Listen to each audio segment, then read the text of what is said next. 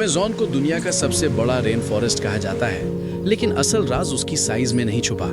असल राज इस बात में है कि ये जगह काम कैसे करती है। क्योंकि जब तक आप ये नहीं समझते कि अमेज़न को शेप कौन करता है, तब तक उसके अंदर छुपी सबसे एक्स्ट्राऑर्डिनरी जगहों का असली मतलब समझ ही नहीं आता।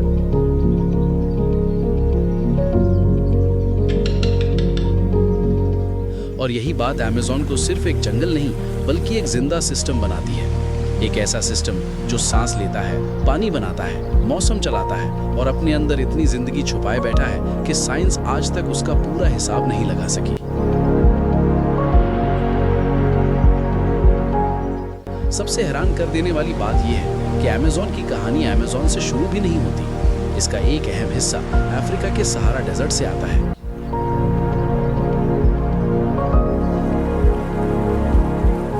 हर साल लाखों टन गर्द हवा के साथ अटलांटिक क्रॉस करती है और हजारों किलोमीटर्स का सफर तय करके अमेज़न तक पहुंचती है। ये सिर्फ मिट्टी नहीं होती, ये फास्फोरस लेकर आती है, वो न्यूट्रिएंट जिसके बगैर जंगल धीरे धीरे कमजोर पड़ने लगता।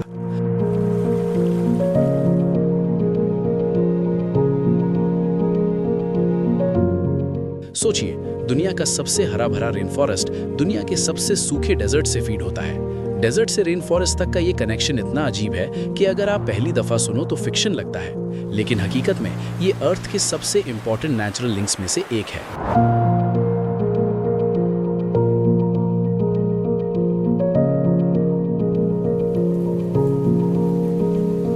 फिर आती है बारिश। हम अक्सर समझते हैं कि अमेज़न को बारिश मिलती है, लेकिन असल में अमेज़न खुद बारिश बनाता है।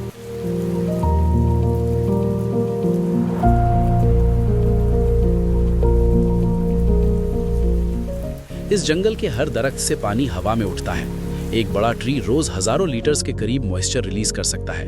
अब इसको बिलियंस ट्रीज से मल्टीप्लाई करो, नतीजा आसमान में इनविजिबल पानी के रास्ते बनते हैं, जिनको साइंटिस्ट्स फ्लाइंग रिवर्स कहते हैं। ये हवा में बहने वाली मॉइस्चर की नदियां होती हैं और कुछ केसेस में इन फ्लाइंग रिवर्स में इतना पानी होता है कि वो जमीन पर बहने वाली कई नदियों से भी ज्यादा पावरफुल लगती हैं। यानी अमेज़न के पास सिर्फ एक रिवर सिस्टम नहीं, इसके दो सर्कुलेटरी सिस्टम्स हैं, एक जमीन पर और एक आसमान में। नीचे पानी बह रहा होता है, ऊपर भी पानी सफर कर रहा होता है। इसीलिए अमेज़न को देखकर लगता है कि ये जंगल नहीं, कोई जायंट लिविंग मशीन है। जब बारिश कम होती है, तब भी फॉरेस्ट अपने आप को सपोर्ट करता रहता है। ये पानी को मूव करता है, रिसाइकल करता है और अपनी जिंदगी को चलाए रखता है।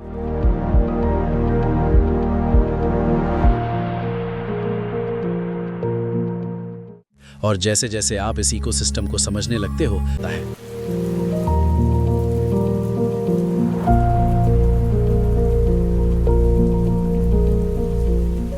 इस जंगल के हर दरख्त से पानी हवा में उठता है।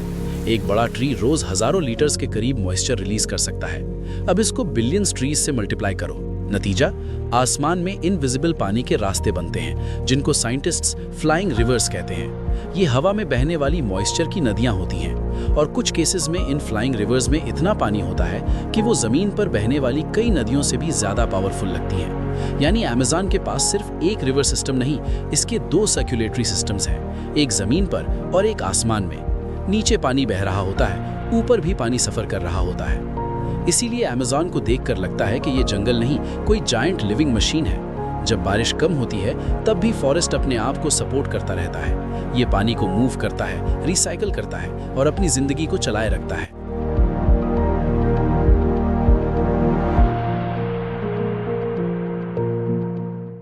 और जैसे जैसे आप इस इकोसिस्टम को समझने लगते हो, वैसा वैसा अमेज़न और भी ज्यादा स्ट्रेंज लगने लगता है। लेकिन अमेज़न एक ही तरह का जंगल नहीं है, ये एक मोज़ाइक है। एक जगह ऐसी मिलेगी जो महीनों तक पानी में डूबी रहेगी। कुछ ही डिस्टेंस बाद ऐसी जमीन होगी जो साल भर ड्राई रहे। कहीं वाइट सैंड सॉइल्स हैं, जहां का जंगल ट्रॉपिकल सवाना जैसा लगता है। कहीं मिनरल रिच ग्राउंड पर साउथ अमेरिका के सबसे ऊंचे दरख्त उगते हैं।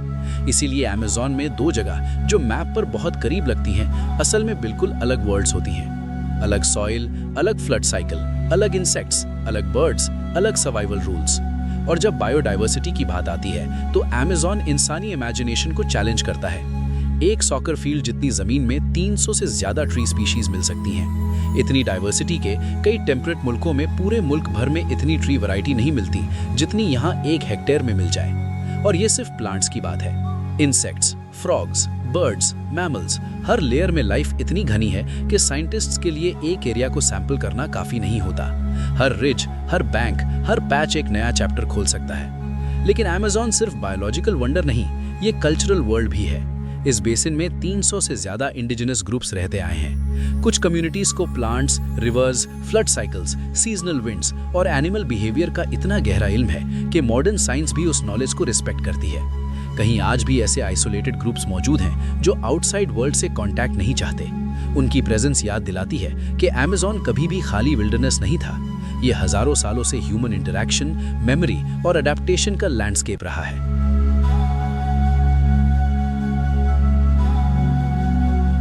और फिर अमेज़न अपना एक और राज खोलता है, जमीन के नीचे। फॉरेस्ट फ्लोर के अंदर कुछ जगहों पर साइंटिस्ट्स को डार्क फर्टाइल सॉइल्स मिलती हैं, जिन्हें टेरा प्रेटा कहते हैं। ये नेचुरली फॉर्म नहीं हुई, ये प्री कोलंबियन सोसाइटीज की इंजीनियरिंग का रिजल्ट है। प्री कोलंबियन सोसाइटीज ने चाकोल, ऐश, फूड वेस्ट और ऑर्गेनिक मटेरियल मिलाकर ऐसी सॉइल बनाई जो आज भी अनयूजुअली फर्टाइल है। सोचिए, 2000 साल पुरानी इंसानी सोच आज भी जंगल को फीड कर रही है। यानी अमेज़न के अंदर सिर्फ नेचर नहीं, पुरानी सिविलाइजेशंस के फिंगरप्रिंट्स भी जिंदा हैं।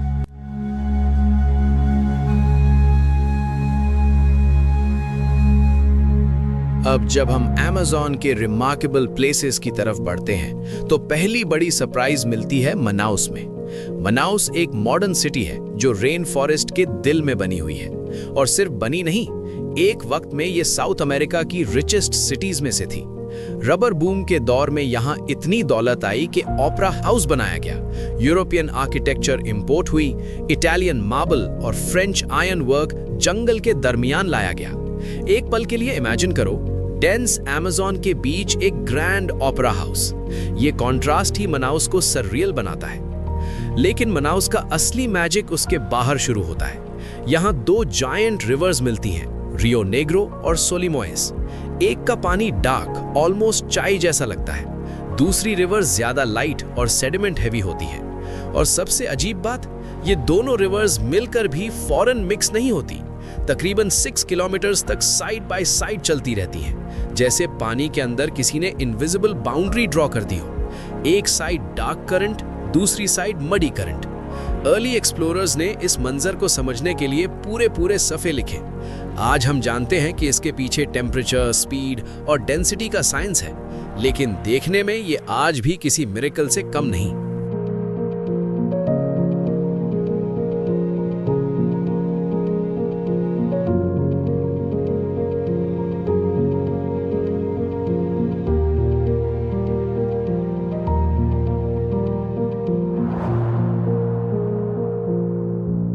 इसके बाद अमेज़न और भी ज्यादा लिक्विड मेज बन जाता है एना विल्हेनिस आर्किपेलागो में।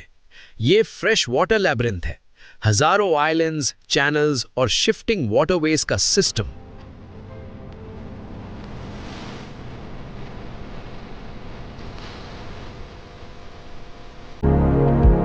लेकिन अगर वाइल्ड लाइफ इंटेंसिटी देखनी हो तो तंबोपाटा का जवाब मुश्किल है। यहाँ ऑक्सबो लेक्स हैं, डिफरेंट फॉरेस्ट टाइप्स हैं, क्ले रिच बैंक्स हैं और स्पीशीज कॉन्सेंट्रेशन इतनी हाई है कि शॉर्ट डिस्टेंसेस में पूरा इकोलॉजिकल शिफ्ट महसूस होता है।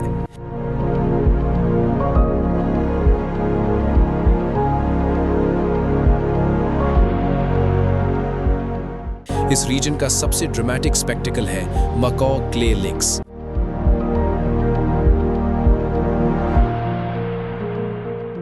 सुबह होते ही डजन्स, कभी hundreds of brightly coloured macaws एक एक्सपोज्ड क्ले वॉल पर उतरते हैं। नॉइज, कलर, केओस, सब कुछ एक साथ। साइंटिस्ट समझते हैं कि ये मिनरल्स उन टॉक्सिन्स को न्यूट्रलाइज करने में हेल्प करते हैं जो बर्ड्स अपनी डाइट से कंज्यूम करती हैं।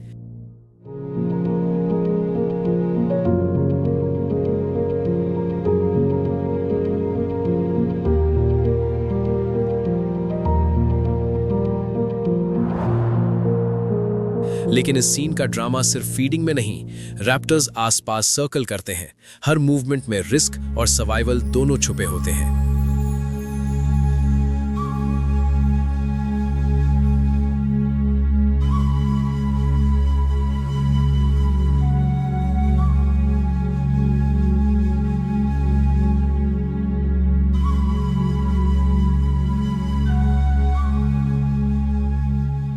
कान्यो क्रिस्टालिस को रिवर ऑफ 5 कलर्स कहा जाता है, red, yellow, green, blue, purple. लेकिन ये कलर्स किसी पेंट या रॉक से नहीं, बल्कि एक डेलिकेट एक्वेटिक प्लांट से आते हैं जो सिर्फ वेरी स्पेसिफिक कंडीशंस में ग्रो करती है। पानी की स्पीड थोड़ी सी रॉन्ग हो, सेडिमेंट ज्यादा हो, लाइट बैलेंस चेंज हो और पूरा मैजिक फेड हो सकता है। ये खूबसूरती ड्रामेटिक होने के साथ साथ फ्रेजाइल भी है।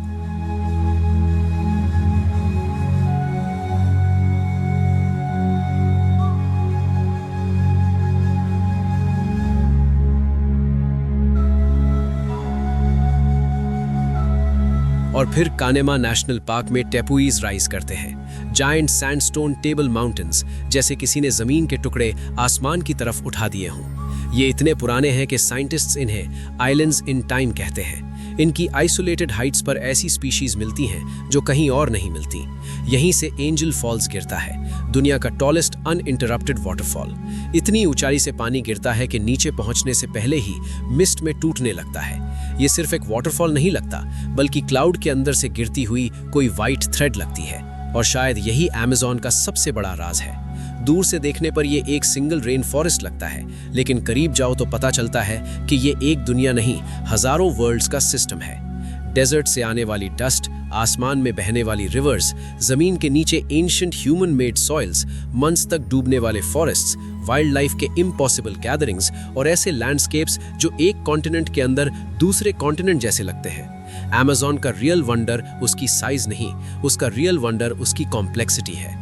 ये जगह सिर्फ एग्जिस्ट नहीं करती, ये कॉन्स्टेंटली मूव, ट्रांसफॉर्म और इवॉल्व करती रहती है। और जितना ज़्यादा इंसान इसे समझने की कोशिश करता है, उतना ही ज़्यादा अमेज़न अपने अंदर नए राज खोलता चला जाता है।